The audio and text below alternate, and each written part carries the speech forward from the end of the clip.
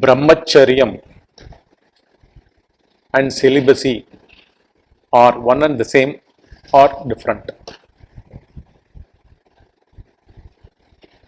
Let me again put the question that has been given for this session's title.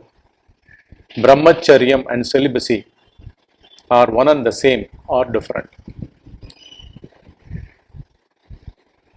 I welcome you all to the Science of Self-Realization question and answer session. And this is the question which we are going to look into now in this session. What is Brahmacharyam and what is celibacy? Are they one and the same or completely different? Let me tell you at the outset itself, they are completely different and contrasting. Brahmacharyam is something where one has to turn within. Who is actually going to turn within?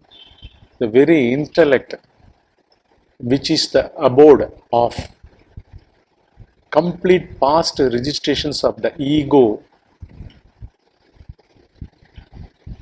that is ventilating itself as our waking state existence. From right that place, right from the place where an egoistic feeling as a past registration is going to express itself, from there we are turning, looking back behind it, from where that feeling is originating. This is what is the abode of Brahman. Acharya means we are surrendering unto it. We are taking refuge in it.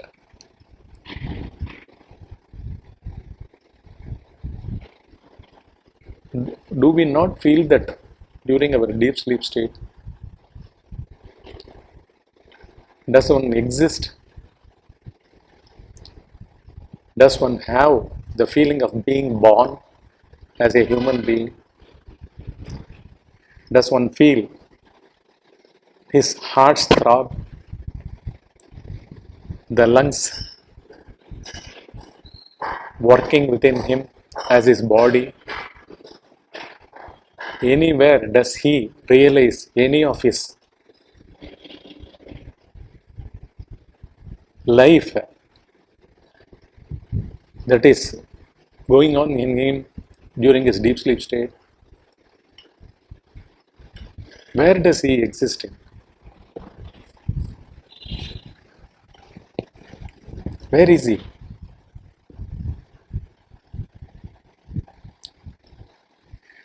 The Hindus, we love to say Hindus, we love to name them as Hindus, because Hindu is not the word. Hindu means mind, Hindu means moon, Hindu means number one,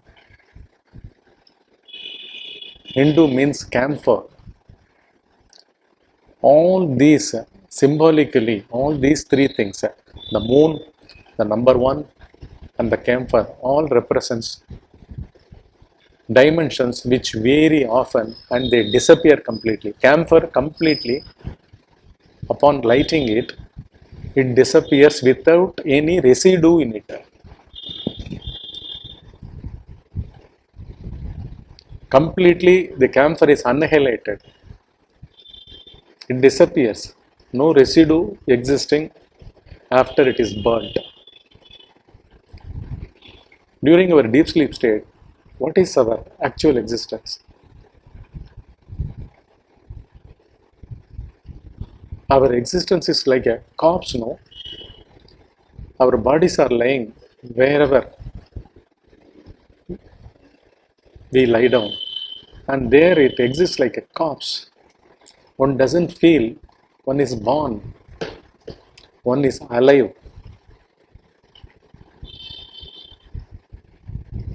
And what is that state?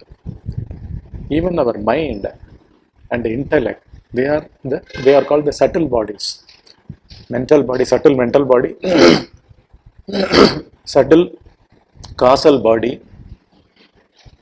that is what is intellect, Vijnanamaya Kosha, Vijnanamaya Sheath, the science of existence that is actually pulsating through our intellect only. The ego takes position, resides in the intellectual level. We are all intellectuals. Whatever the feeling that is being lived in the intellect by the ego is getting converted, transformed into thoughts, and thereby through thoughts, moment to moment, we have been going on living in pairs of opposite dual feelings. This is what is our existence. What happens to this intellect during our deep sleep state? It is non-existent. Even its non-existence is run by the presence of that supreme, formless, limitless, unarisen, unleaving isness. Our intellect, without a separate form, is left to experience purely the unarisen, unleaving, formless, limitless isness. Unarisen, unleaving, formless, limitless intelligence. Unarisen, unleaving, formless, limitless consciousness. Aren't we the nature of these three when we are asleep?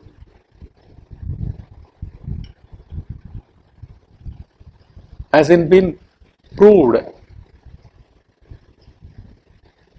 at all times during our existence in deep sleep? It is the state. How to name it? How they have named a person who is searching within himself as a Hindu, representing the mind, the moon, number one, and camphor. The same way they have chosen this word Brahman. Brahman means the origin of everything, the abode of everything. But on its own, it doesn't depend on anything to arise because it is beyond causation. Thereby, it is beyond effects. That is why I had used these three words. What are those words I had used? Isness, which is formless. Our deep sleep, universally, those who are dead, those who are alive now, those who are yet to be born, all of them will have to undergo this state because it is a state of that proves that alone is. And when that alone is, the individual doesn't exist. Along with the individual, his creation, his mental creation, his egoistic creation, this cosmos also vanishes. This is the truth. For this truth, one takes refuge. One surrenders everything of his waking state along with his ego that only manifests as his waking state unto that. Treading the path of Brahman is Brahmacharyam. Acharyam means not wonder. Acharya means abiding, abundance, constant abundance, constant surrender, constant merger, constantly taking refuge of that principle that exists as our deep sleep state. Now, the question is this: Brahmacharyam and celibacy, are they one and the same or different? What is celibacy? Abstaining from sexual relationships. Some people don't even get married just to avoid sexual relationship. And for millions of years, man has been believing that through celibacy, through abstention from having sexual relationship, he can easily find God. He can realize something as moksha, liberation, enlightenment, self-realization, on all of this.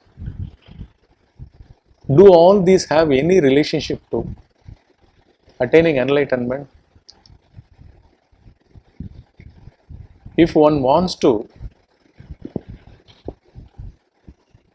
follow celibacy by abstaining sexual relationships, what does he actually think of himself? He thinks about himself as a body. He is afraid of his body, its feelings, sexual feelings.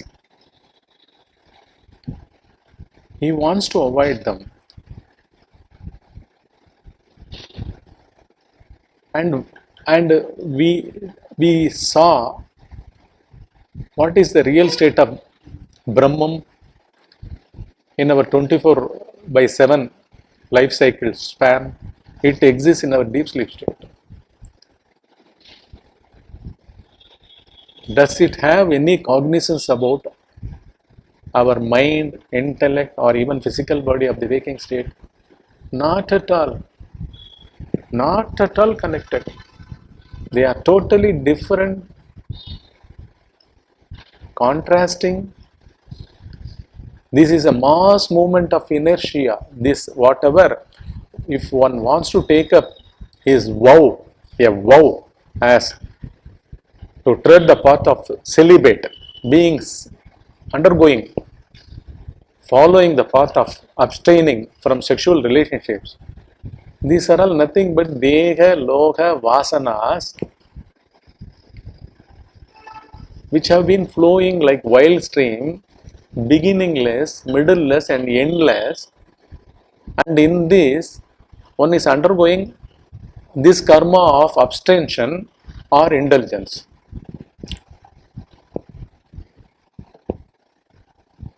Abstention from sexual relationships or indulgence into sexual relationships. Both are originating out of the past registrations of millennia of identification with Deha Vasana, Logha Vasana, Shastra Vasana. Vasana means past registration. In our day-to-day cooking, we use asafoetida. This asafoetida that was kept about 2 months ago in a box container in a metal vessel. Even after having used it fully and it was even washed, still the flavor of it, the smell of it remains in that vessel. In the same way, we human beings, not only human beings, the whole cosmos is nothing but a revolution of the past, recycle of the past. And especially in human beings, when we say vasana, it is clearly a past experience with which one has identified, which has become his experienced feelings, labeled with thoughts, and got embedded in the consciousness which is not available for anyone's perception. At this moment also, we cannot look into the thought of another person. We cannot even know that what is going to be my next thought, because thoughts are invisible, intangible.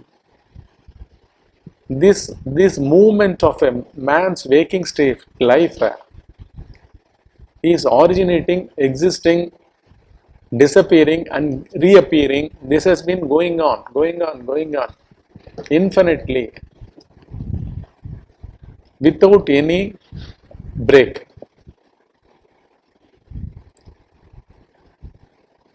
And in this trying to be a celibate, follow celibacy, abstaining from having sexual contacts, sexual relationships, either by avoiding marriages or not indulging at all.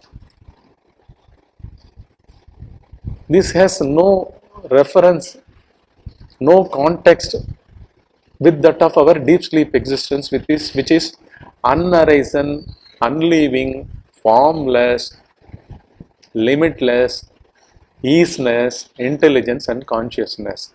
What reference, what relation does that have with this celibacy? Not at all, no connection at all. So they are totally different.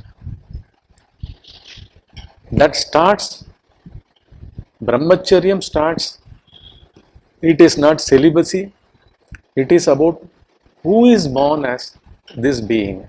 That is the inquiry. That inquiry has to start at the place where one has just got past of the deep sleep state and one is about to fall into waking state by means of feeling thinking apparatus, that is mind. In between, that's why a method has been suggested. The very method itself will say that there is no practicer in it, because whoever arises, see, as soon as you get up from deep sleep, you will have to look into, eyes closed, sit. Don't lean your head against the wall, just sit. Eyes closed, safely. This is not meditation, not using anything at all, simply watching. Watching whom? Watching whatever that arises as you, within you.